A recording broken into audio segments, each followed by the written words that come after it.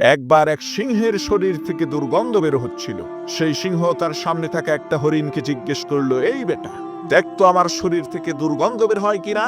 সেই হরিণ বলল, মহারাজ, সত্যিই তো আপনার শরীর থেকে প্রচন্ড দুর্গন্ধ বের হচ্ছে।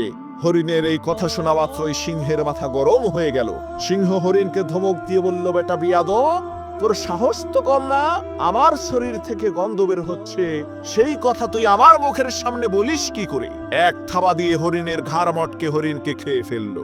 এরপর সেই সিংহ এক বান্দরকে জিজ্ঞেস করলো, ওই বান্দর, বলতো আমার শরীর থেকে দুর্গন্ধ বের হয় কিনা।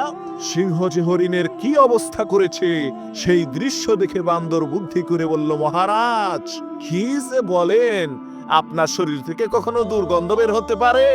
এই কথা আপনাকে কে বলেছে? আমি তো আপনার শরীর থেকে সুঘ্রাণ পাচ্ছি। সিংহ বলল, গাদ্দার, তুই আমার সাথে মিথ্যা কথা বলিস। এই বলে রাগান্বিত হয়ে সেই বান্দরটিকেও খেয়ে ফেললো। এরপর সেই সিংহ এক শিয়ালকে জিজ্ঞেস করলো, এই শিয়াল, তুই বলতো আমার শরীর থেকে দুর্গন্ধ বের হচ্ছে কিনা। হরিণ আর বান্দরের নৃশংস করুণ পরিণতি দেখে সেই শিয়াল বুদ্ধি করে বলল, মহারাজ, আমাকে ক্ষমা করবেন, আমার সর্দি লেগেছে, যার কারণে আমার নাক বন্ধ হয়ে আছে, আমি আসলে বুঝতে পারছি না আপনার শরীর থেকে গন্ধ বের হচ্ছে কিনা। তখন সেই সিংহ শিয়ালকে কিছুই করলো না। প্রিয় বন্ধুরা, এটা কোনো সিংহ আর শিয়ালের গল্প নয়, এটা আমাদের সমাজের বাস্তবতা। আপনার সামনে এমন কিছু বিশেষ মুহূর্ত আসবে, সেই সময় আপনি সত্য কথা বললেও বিপদে পড়বেন, মিথ্যা কথা বললেও বিপদে পড়বেন। এর চাইতে বরং চুপ থাকবেন, কারণ চুপ থাকলেই নাজাত পাবেন।